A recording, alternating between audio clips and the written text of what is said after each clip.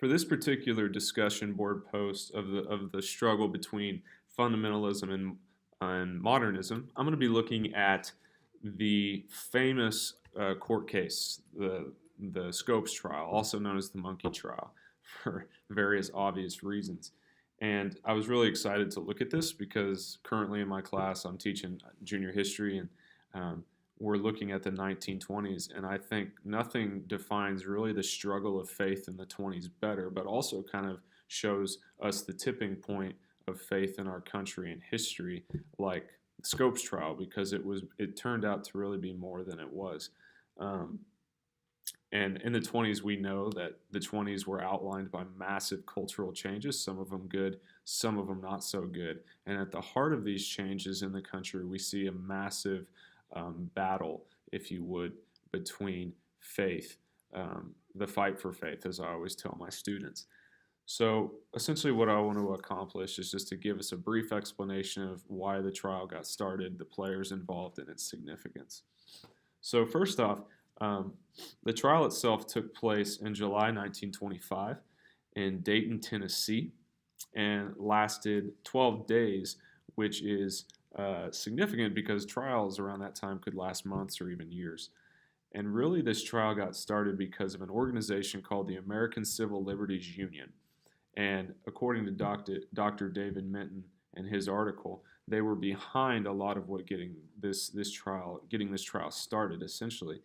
And the organization, the ACLU, if you would, was very alarmed by the number of anti-evolution bills in the United States, um, and particularly the Butler Act, which took place in Tennessee, which just in short made it illegal and outlawed the teaching of anything that was not creationism in universities and public schools and other institutions. And they were alarmed by this because they landed on the modernist side of the fence.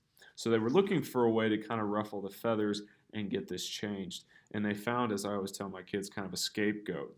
And that man was John T. Scopes. John T. Scopes would eventually be going to trial, but it's kind of funny because he wasn't necessarily a science teacher. He taught math and he coached football. He had about 2 weeks of science teaching experience, and that he was just filling in for a teacher. So, as I always tell my kids, he was kind of a little more than a scapegoat or a pawn used in this game. Um, so he was taken to trial, and essentially the legal issue of the trial was that Scopes had violated the Butler Act by teaching um, evolution in the classroom, um, and uh, but the trial became so much more than that, and that played exactly into how the ACLU wanted it to. The trial became this massive um, heavily publicized and used in the media and the papers of this fight between the fundamentalists and the modernists, the the creationists and the evolutionists, and that's exactly what the modernists wanted. So a few of the key people involved in the trial. The prosecuting lawyer was a man by the name of William Jennings Bryan, very well known man at the time. He had a big political background, ran for president numerous times. Obviously, he didn't succeed, but he was also known as a staunch creationist, and he was a strong critic of biological evolution. He was a strong Christian man. On the flip side of the coin, the defending lawyer was a man by the name, quite the personality, uh, Clarence Darrow, and he was an immensely successful criminal lawyer. And he was really known for taking cases with unpopular people or big situations. And he was also known for being agnostic. He had massive agnostic convictions, and he was very open about it. So here you have these two, basically the fundamentalist and Jennings, and the modernist, essentially, and Darrow facing off in the courtroom. So, why did this trial blow up the way it did? Well, a lot of that was because of the media. Okay, a lot of that was because of how much it was publicized. It really turned out to be more than the situation actually was, and that's exactly what the ACLU wanted. So the trial lasted 12 days. Like I said, not very long. And at the end, Scopes was found guilty of violating the Butler Act and he was fined $100. But eventually, um, he was acquitted of that. So, and then later in 1967, the Butler Act was repealed.